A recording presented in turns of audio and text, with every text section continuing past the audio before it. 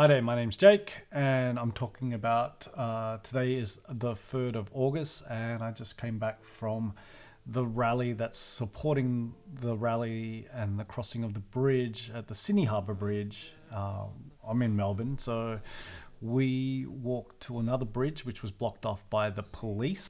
They said that they didn't want protesters to block it off, but they blocked it off, so we would have probably easily came and gone much quicker, but if they had not have had their presence. But otherwise it was a really tame, easy, calm event. Wasn't much police all the way up to there, just to direct traffic and stop traffic, and most people followed suit. It was a very peaceful event.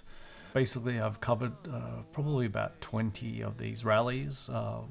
Melbourne has a rally every Sunday, same as Sydney. Sydney decided to make a political statement and cross the bridge. Several Labor MPs also crossed, despite Labor and the Premier advising not to. So we had about 300,000 people cross the Sydney Harbour Bridge. Melbourne, we were about 35,000 to about 50,000 just walking.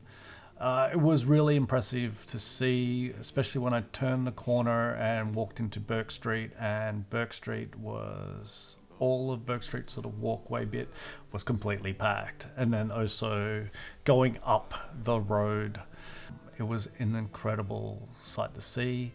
I feel like the mood has changed a lot from asking for a ceasefire to now sanctioning Israel for the crimes that it has committed, causing a genocide and causing starvation.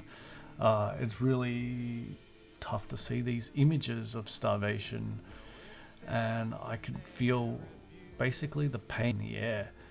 You have young and old, basically.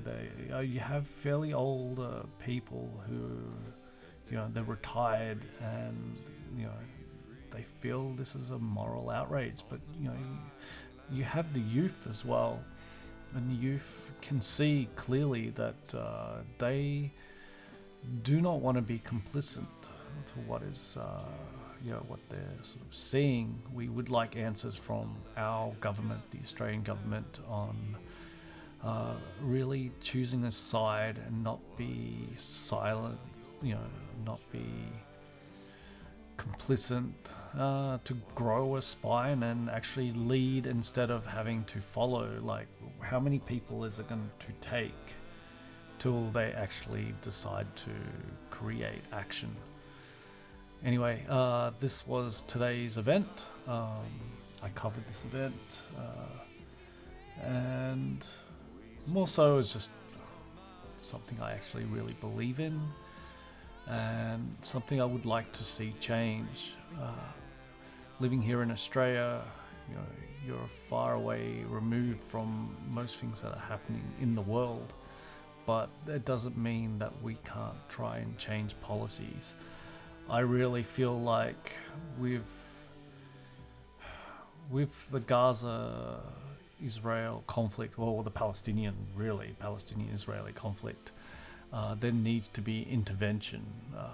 The world, the UN, needs to actually bring in peacekeepers, and we need to be able to bring the food to Gaza, to the West Bank, to be able to help what is happening there. We should not be giving any money to Israel for the damages that they've done. Like, we, as all countries, feel obliged to help with the humanitarian disaster, but this is caused by Israel. And the one people that are actually going to benefit at the end of this conflict is Israel, because they control Gaza. Like, there is no airports, there is no port. The only other crossing is through Egypt, but even then Israel has a commanding sort of thing of what goes in and what goes out. All of the humanitarian aid that also comes from Jordan needs to go through Israel, so there will be taxes upon that, and there's also going to be levies. Also, the amount of concrete that's going to be need to recover and rebuild it. But Israel has kind of showed its side, and they actually pretty much want to take over the land. You can see people from the government, and they're literally trying to support settlers to actually take over the Gaza Strip. You know, you have Donald Trump wanting to build resorts, to build beachfronts, but nobody wants the Palestinian people to be able to exist, to be able to live there, to live in, you know, some sort of harmony. You know, it is an open air prison without a doubt, and Israel is using their power and control over the civilians and starving them. The worst bit is, we say that 60,000 people have been killed, but that is what the Gaza ministry can actually verify and record. But I've been to conversations with UNICEF and people who actually work on the ground, and the actual data report actually looks at about 340,000 people that have been killed. That is within itself probably almost a quarter of the population of Gaza that has been killed by Israel through starvation, through bombings.